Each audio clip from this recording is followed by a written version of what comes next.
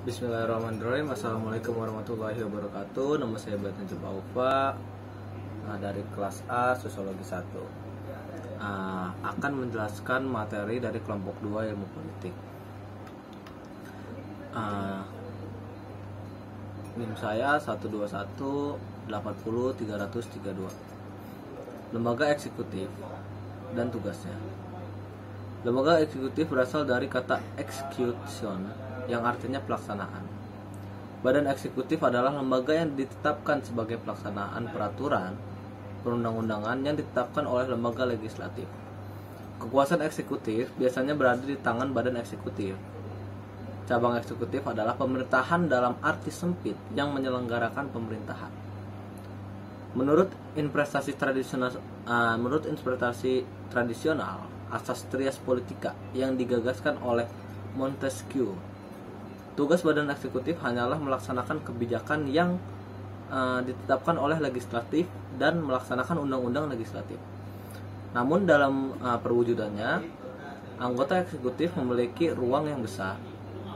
Zaman modern telah menciptakan paradoks bahwa semakin banyak undang-undang yang disahkan oleh legislatif dan harus dilaksanakan oleh eksekutif.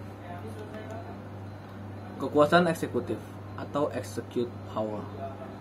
Kekuatan eksekutif adalah kekuasaan melaksanakan undang-undang. Kekuasaan eksekutif di Indonesia berdasarkan Undang-Undang Dasar tahun 1945. Sebelum amandemen adalah presiden.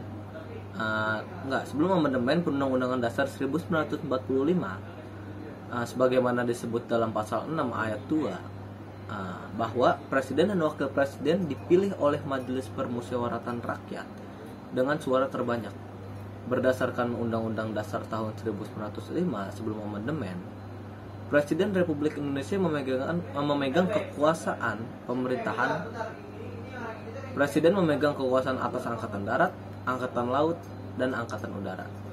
Lalu menyatakan perang juga dinyatakan oleh presiden, bukan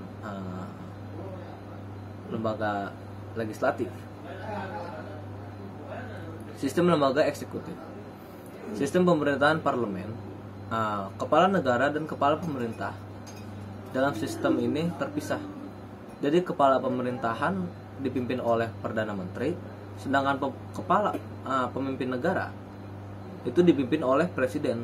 Namun kepala negara cuma berfungsi sebagai simbol atau sebagai simbol suatu negara yang berdaulat. Sistem pemerintahan presidensial.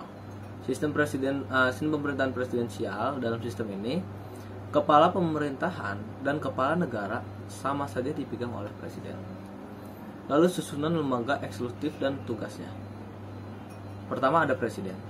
Presiden Republik Indonesia mempunyai kedudukan istimewa, yaitu sebagai kepala negara sekaligus kepala pemerintahan. Lalu ada wakil presiden. Tugasnya dalam melaksanakan kewajiban, presiden itu dibantu oleh wakil presiden sebagai mana yang diatur oleh Undang-Undang 1945 pasal 4 ayat 2. Lalu ada Kementerian Negara. Kementerian Negara adalah perangkat pemerintah yang membidangi urusan tertentu dalam pemerintahan. Yang keempat ada pejabat setinggi menteri. Adalah pejabat yang berkedudukan di bawah presiden dan bertanggung jawab langsung kepada presiden. Yang kelima ada lembaga pemerintahan non-kementerian. Itu adalah lembaga pemerintahan pusat yang dibentuk untuk melaksanakan tugas pemerintahan yang diberikan langsung oleh presiden. Fungsi-fungsi kekuasaan eksekutif. Ada Chief of State, artinya kepala negara. Jadi seorang presiden atau perdana menteri merupakan kepala suatu negara, simbol suatu negara. Lalu ada Head of Government, adalah kepala pemerintah, presiden atau perdana menteri yang melakukan kegiatan eksekutif sehari-hari. Lalu ada Party Chief, berarti seorang kepala eksekutif sekaligus merupakan kepala dari suatu partai yang memegang pemilu. Lalu yang keempat ada Commander in Chief, adalah fungsi mengepalai angkatan bersenjata. Presiden atau perdana menteri adalah pemimpin tertinggi angkatan bersenjata. Dispenser of appointment, merupakan fungsi eksekutif untuk menandatangani perjanjian dengan negara lain atau lembaga internasional. Lalu yang terakhir ada chief legislation, adalah fungsi eksekutif untuk mempromosikan diterbitkannya suatu undang-undang.